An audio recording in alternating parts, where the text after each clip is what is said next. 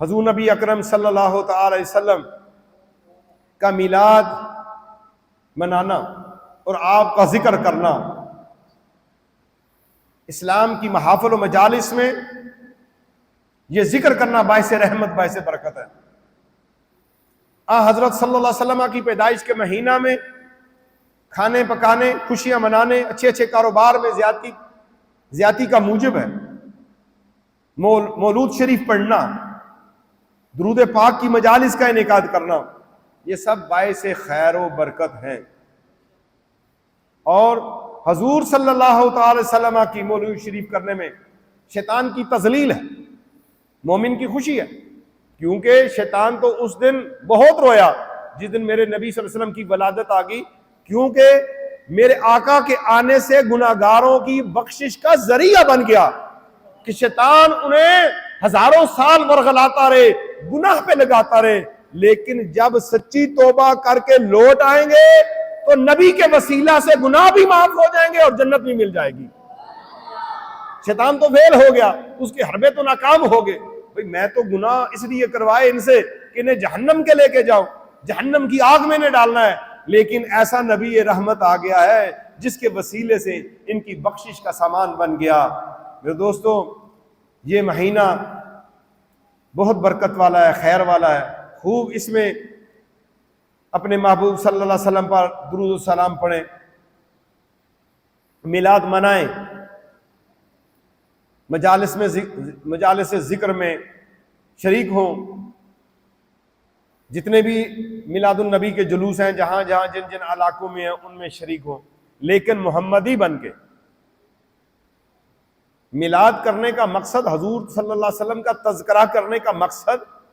یہ ہے کہ حضور صلی اللہ علیہ وسلم کے احکامات پہ بھی عمل کرنا ہے۔ نماز کی خبر نہیں ہے اور انسان جو ہے کیونکہ میں میلاد کرتا ہوں، نماز ضروری ہے اور 5 وقت نماز آپ پڑھیں گے تو سمجھیں 5 وقت آپ میلاد ہی منا رہے ہیں، نماز کے اندر بھی درود و سلام ہے۔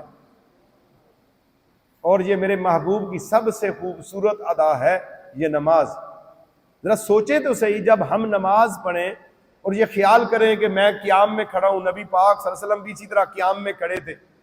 انہوں نے بھی اس رب کو سجدہ کیا، میں بھی اسی رب کو سجدہ کر رہا ہوں،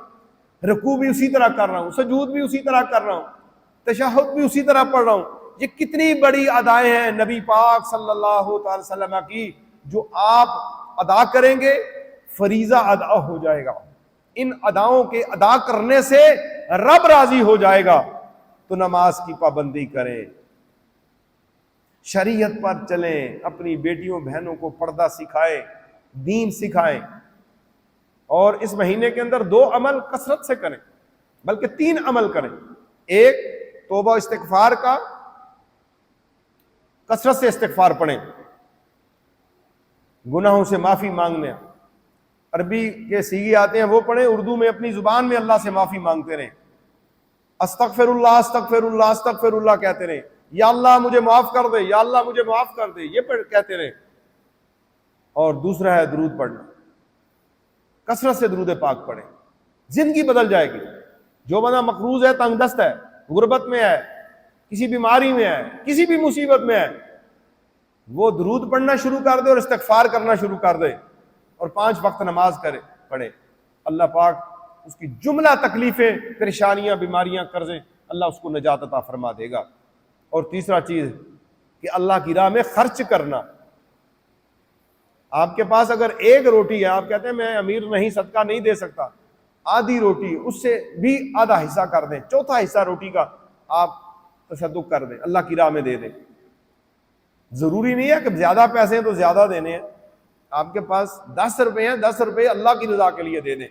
اور اس میں کسی نہ کسی ایک آدھ بندے کو اپنے ساتھ بٹھا کے کھانا کھلائیں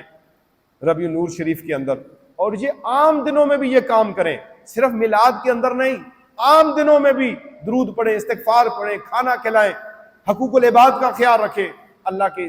طرف سے لگے ہوئے فرائض جو ہیں ان کو پورا کریں، تو بہت کامیابیاں ملیں گی۔ میرے دوستو،